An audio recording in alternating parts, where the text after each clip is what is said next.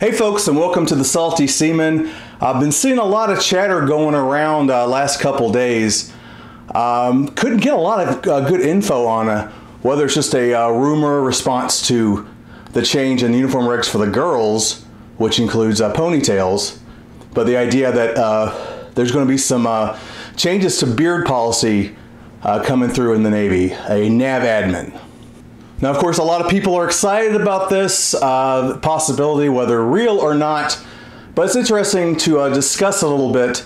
And I've talked a bit about my opinions on beards and this regulation before. We'll go into that a little bit now, and I will talk about the pros and cons here. Say if there is some kind of change in the beard regulation, much like military's made exemptions for Sikh, religious persons, spec ops, obviously.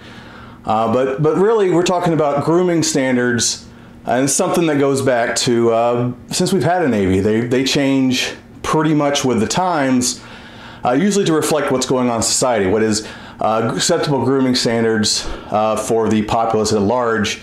For a long time, the Navy had none really. We had beards, long hair.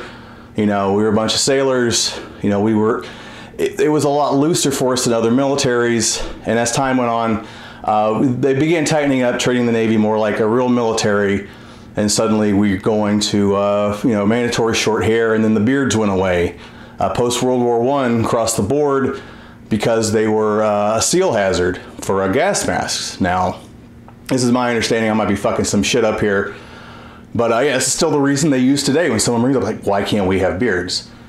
But let's go back. Basically, our grooming standards now are based on World War II grooming standards. The last time we had to raise up a military from, back when we used to really keep a large standing army, our military, and after World War II, during that time, what you see as a military-looking person, clean-shaven, or maybe a small mustache and tight cropped hair was the fashion at the time. If you had a beard, you were considered pretty eccentric then, or any other kind of weird facial hair that wasn't just a small, just like a well-kept mustache. You were kind of odd if you had a goatee or a Van Dyke or the Lemmy. That was very weird back then. Even beards were kind of like, you better be an old professor or something, mad scientist. Otherwise you better trim your beard. And then, we kept hair short through the 50s. So it always made sense. And then the 60s happened, and all of a sudden beards and long hair on men are, more acceptable or more widespread, but there's a backlash against that. We're talking counterculture versus the establishment here. So no surprise there. For the most part, the military, didn't go with the flow of what's acceptable in society. And really, other than a little blip with the Navy in the late 60s through the mid 80s, did come back with beards. But we'll get to that in a second, but the rest of the services, no. It's like, this is our grooming standards. And even through the 70s, where like most civilian men were shaggy, a little bit of a shaggier hairstyle than their fathers did. And there was a hell of a lot of beards in the 70s. It's everyone else, Army, Marines, whatnot, they were pretty, we're sticking to this. And that's continued. Beards fell out again in the mid 80s. We started seeing them less and less. And what do you know? The Navy's Navy says beards got to go. Again, we get two reasons: gas mask ceilings, professional appearance for grooming. Okay, so we can talk about both of these. In my opinion, the gas mask thing is out of date. Many other militaries around the world allow beards, have no problem maintaining seals in CBRs or gas mask situations. Our special forces don't. We're allowing the Sikh to do it. So we know there is no physical reason why a beard is wrong for the military. The other one, grooming standards, professional appearance. I'm sorry, but this is an opinion. Whether or not a neatly trimmed beard is considered professional or not, a lot of people would say yes. As long as you're not growing a friggin' Charles Manson beard, keeping it, neatly lined up, which I'm not. But assume I was like nice. I had recently trimmed my beard and had it all nicely lined up, and I kept it down a little shorter than it is now. Why is that not acceptable? Maybe even say like you have to shave the neck or whatever. because people have a personal preference and people see the military a certain way.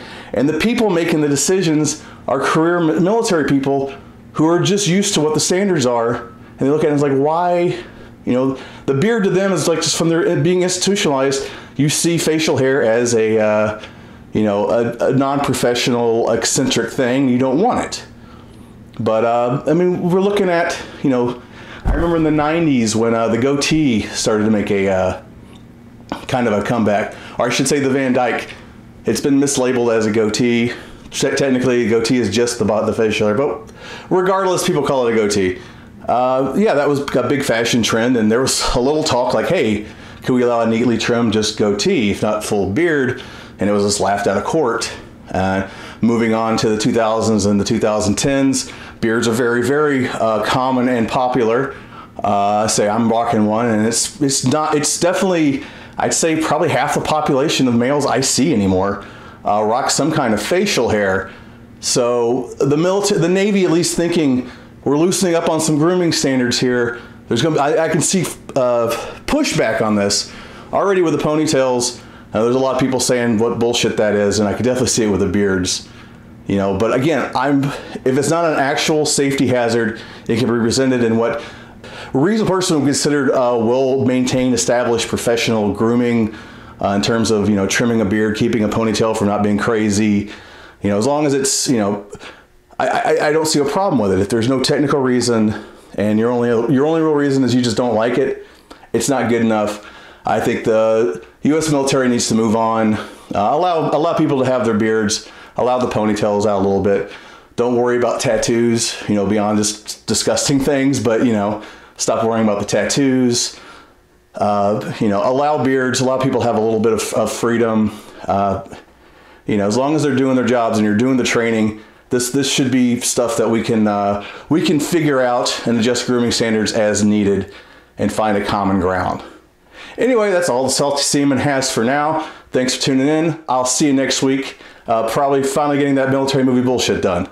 Peace, bitches.